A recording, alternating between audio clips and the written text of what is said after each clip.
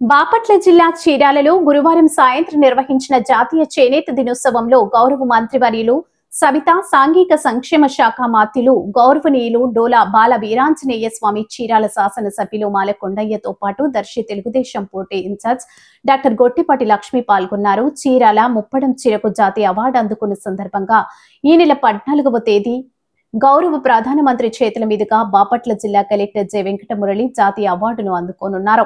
ఈ సందర్భంగా జరిగిన అభినందన సభలో కనిగిరి శాసనసభ్యులు డాక్టర్ ముక్కు ఉగ్ర నరసింహారెడ్డి, పర్చూరు శాసనసభ్యులు ఏలూరి సాంబశివరావు, జిల్లా ప్రజా ప్రతినిధులతో పాటు డాక్టర్ లక్ష్మి పాల్గొని చేనేత పరిశ్రమ కూటమి ప్రభుత్వ పరిశ్రమలకు ముందుకు తీసుకెళ్లేందుకు జరుగుతున్న కృషి ఆమె వివరించారు.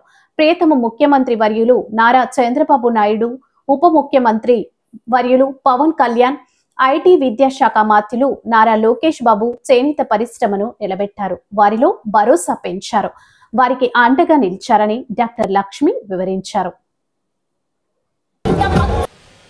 ప్రతి ఒక్కరికి కూడా శుభాకాంక్షలు తెలియజేస్తూ పార్లమెంట్ అధ్యక్షులు మరియు దానికి ప్రధాన కారకుల్లో ఒకరైనటువంటి మన వెంకట మురళి గారికి ప్రత్యేకమైన అభినందనలు.